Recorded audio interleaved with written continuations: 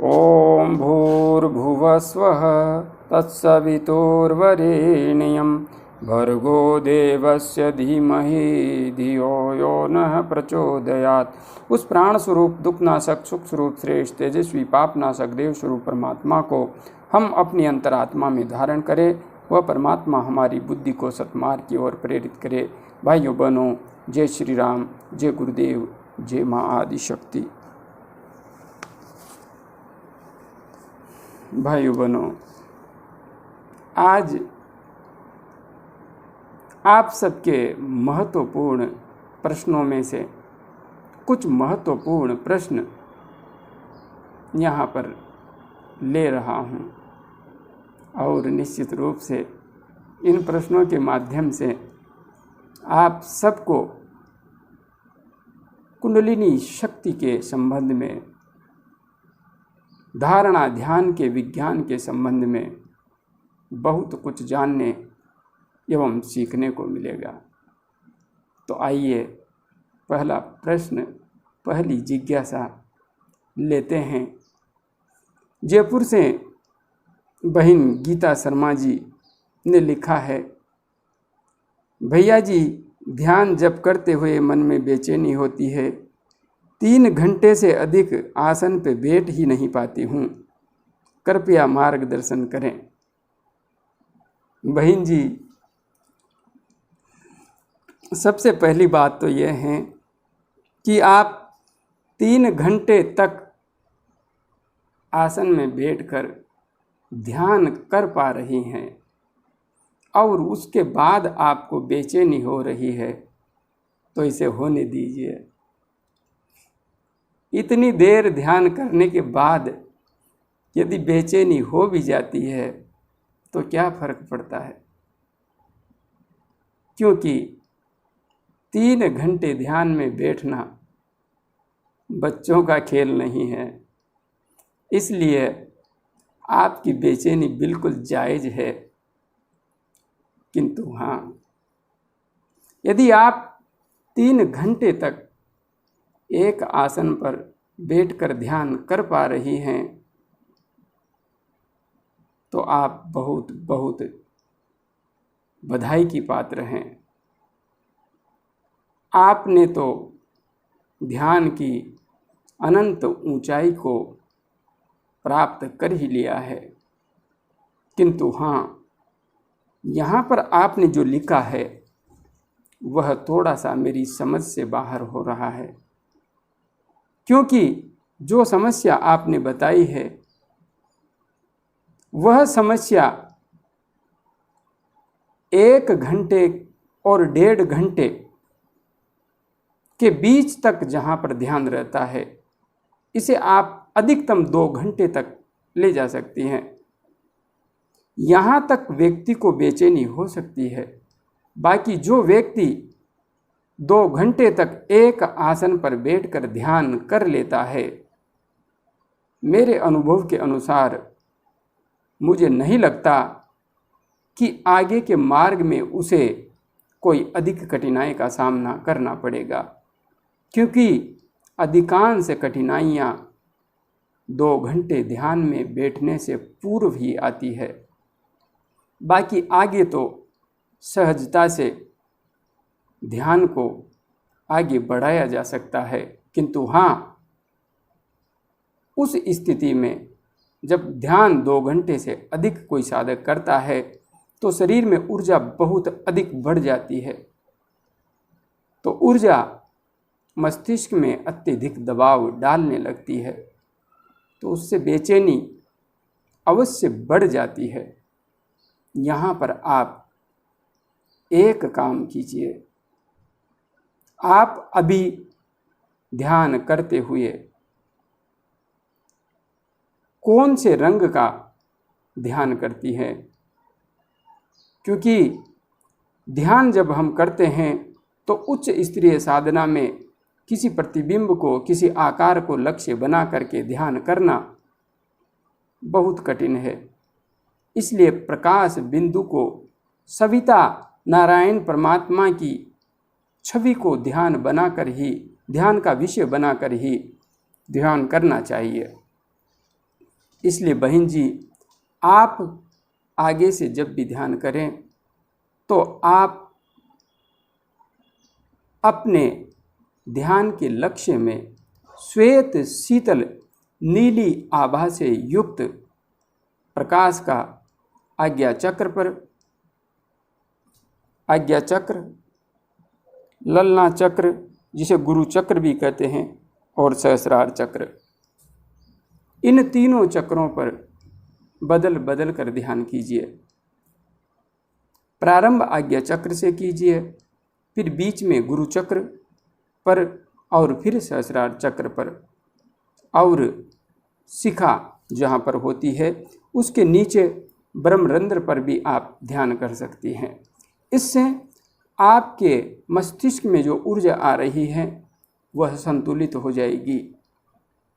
और हाँ, विशेष रूप से आपको यही ध्यान रखना है कि आप जिस प्रकाश पुंज का ध्यान कर रही है वह श्वेत शीतल चंद्रमा की चांदनी के समान ठंडक देने वाला, जिस प्रकार से एलईडी बल्ब का प्रकाश होता है उस प्रकार से श्वेत रंग का प्रकाश होना चाहिए, और उसमें हल्की सी नीली आभा होनी चाहिए। निश्चित रूप से आपके मस्तिष्क में शीतलता का संचार होगा और शीघ्र ही आपको अमृत तत्व की भी प्राप्ति हो जाएगी। आप इस तरह से ध्यान के मार्ग पर आगे बढ़िए, सहजता से आपकी समस्या समाप्त होगी। और हाँ, ध्यान का समय आप जो बढ़ाना चाहती हैं वह अपने आप सहजता से बढ़ जाएगा। आगे बहन रेणु भंडारी जी ने प्रश्न पूछा है। गुरुजी प्रणाम। प्रणाम बहन, प्रणाम। मेरे विशुद्धि चक्र पर अभी भी खिंचाव और दर्द का अनुभव होता है, और आज्ञा चक्र पर ध्यान लगाती हूँ तो सर के पीछे दर्द होता है। ऐसा क्यों हो रहा है? मेरे विशुद्धि चक्र पर अभी भी खिंचाव हो रहा है और दर्द का अनुभव होता है। बहन, सबसे पहली बात तो यह है कि यदि हम हमारे अंतस्थ में रूपांतरण करना चाहते हैं, बदलाव करना चाहते हैं, तो इस सृष्टि का एक शाश्वत नियम है। यहाँ पर बिना परिश्रम के, बिना दबाव के, बिना खिंचाव के, बिना दृढ़ता के, बिना हौसले के, बिना साहस के कुछ भी हासिल नहीं किया जा सकता। और आप मुक्ति के मार्ग पर आगे बढ़ रही है तो यह प्रकृति सहजता से आपको आपके लक्ष्य की ओर आगे नहीं बढ़ने देगी।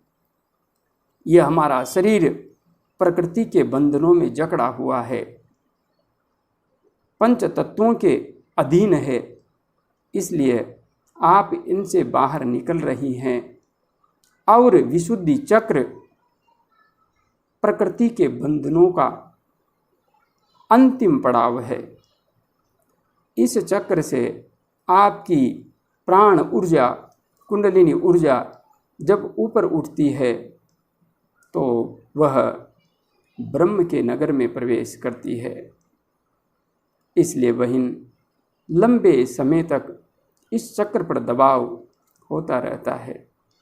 अभी कुछ दिनों पूर्व शायद आपसे संवाद हुआ है, तो आपके ध्यान का समय अभी 1 घंटे के लगभग ही है।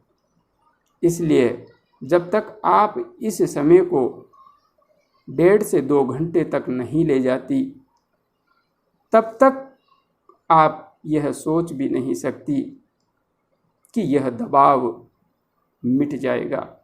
यह दबाव जारी रहेगा, जारी ही रहेगा, और यहाँ पर खिंचाव भी होता रहेगा। जहाँ तक बात है आज्ञा चक्र पर आप ध्यान लगाती हैं तो सर के पीछे दर्द होता है। बहन, आप आज्ञा चक्र पे ध्यान लगाएंगी, जब मन थोड़ा सा टिकेगा तो टिकने पर दबाव तो उत्पन्न होगा, इसमें कोई संशय नहीं है। हाँ, आप अधिक से अधिक भ्रामरी प्राणायाम का अभ्यास कीजिए। 5 से 10 मिनट के बीच आप यदि भ्रामरी प्राणायाम का सुबह शाम नियमित अभ्यास करेंगी तो आपको सिर में ये जो दर्द हो रहा है यह मिट जाएगा, संतुलित हो जाएगा।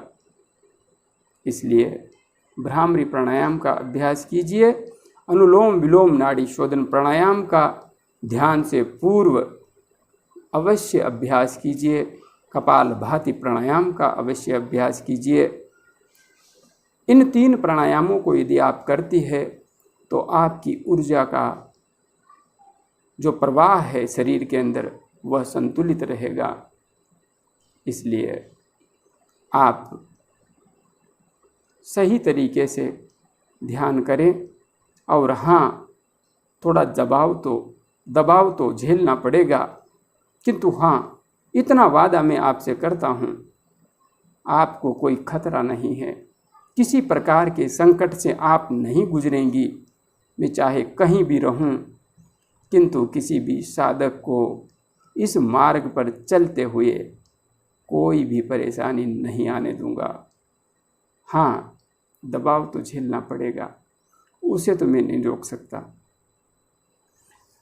ठीक है बहन, साधना करते रहिए, धीरे धीरे ध्यान का समय बढ़ाइए। दबाव तो चालू रहेगा, इसे मैं नहीं रोक सकता। आगे सुमित राजपूत ने पूछा है, मुझे जप करते समय राइट साइड में कुछ चलता है और दोनों बाहों के बीच में वाइब्रेशन होता है, क्या मैं सही चल रहा हूँ? भाई, जप करते हुए राइट साइड में कुछ चलता है, अर्थ इसका यही है कि प्राण ऊर्जा क्रिया करने लगी है और दोनों बाहों के बीच में वाइब्रेशन होता है, तो निश्चित रूप से आपका ध्यान कुछ टिकने लगा है। और जब मन कहीं पर टिक जाता है तो वहाँ पर वाइब्रेशन स्वाभाविक रूप से होने लगते हैं। क्या मैं सही चल रहा हूँ? बिल्कुल आप सही चल रहे हैं, किंतु एक बार ध्यान कैसे करें और सुषुम्ना नाड़ी में प्राण का प्रवाह कैसे करें, आज्ञा चक्र का जागरण कैसे करें, यूट्यूब पर मेरे इन तीनों वीडियो को अवश्य देख लीजिए। आपको ध्यान का विज्ञान समझने में सहायता मिलेगी। आगे बहन अनीता धुरेल जी ने पूछा है, गुरुजी प्रणाम। प्रणाम बहन, प्रणाम। गुरुजी, मैं ध्यान 7-8 महीने से करती आ रही हूँ। मैंने पहले भी आपसे मार्गदर्शन लिया था, जैसा आपने बताया था वैसे करती आ रही हूँ। अब मुझे कलरफुल लाइट दिखाई देती है। सर के राइट भाग में ठंडा महसूस होता है। कानों में कुछ घुसने जैसा हल्के दर्द का भी अनुभव होता है। आँखों में भी ठंड जैसा महसूस होता है, खिंचाव महसूस होता है। कृपया मार्गदर्शन करें।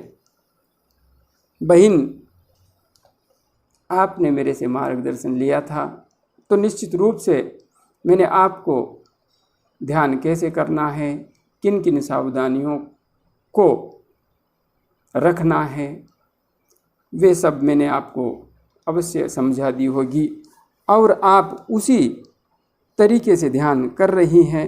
तो निश्चित रूप से 7-8 महीने हो गए आपको, तो आपकी ऊर्जा बिल्कुल क्रियाशील हो गई है, प्राण ऊर्जा जागृत हो गई है। और जो भी लक्षण आपने बताए, कलरफुल लाइट दिखाई देती है, बिल्कुल यह आपकी ध्यान के मार्ग में सफलता का संकेत है। सर के राइट में ठंडा महसूस होता है, बिल्कुल यह बहुत ही अच्छा संकेत है ध्यान के मार्ग में। कानों में कुछ घुसने जैसा, हाँ, जैसे ही प्राण ऊर्जा आज्ञा चक्र के यहाँ पर क्रिया करती है तो कानों में, सिर में कहीं भी कुछ ऐसी क्रियाएं हमें महसूस होने लगती हैं, जैसे चींटियाँ चल रही हो, कुछ इस तरीके के संकेत शरीर के अंदर महसूस होते हैं, इन्हें होने दीजिए, कोई डर वाली और घबराने वाली बात नहीं है। आँखों में भी ठंडा जैसा महसूस होता है, बहुत अच्छा संकेत है। ठंडक आ रही है, मतलब ध्यान के माध्यम से आनंद घटित होने की स्थिति उत्पन्न हो रही है। अब आप ध्यान के मार्ग में आगे चलते हुए ध्यान के आनंद को प्राप्त करने में बहुत जल्दी समर्थ होने वाली हैं। खिंचाव महसूस होता है, हो रहा है, होगा खिंचाव, इसमें कोई भी दो राय नहीं है। खिंचाव मुझे भी होता था और आपको भी होता है, और जो भी इस मार्ग पर साधक आगे बढ़ेगा सबको खिंचाव होगा। इसलिए आप जैसे भी चल रही हैं बिल्कुल सही रूप में आगे बढ़ रही हैं और आगे बढ़ती रहिए।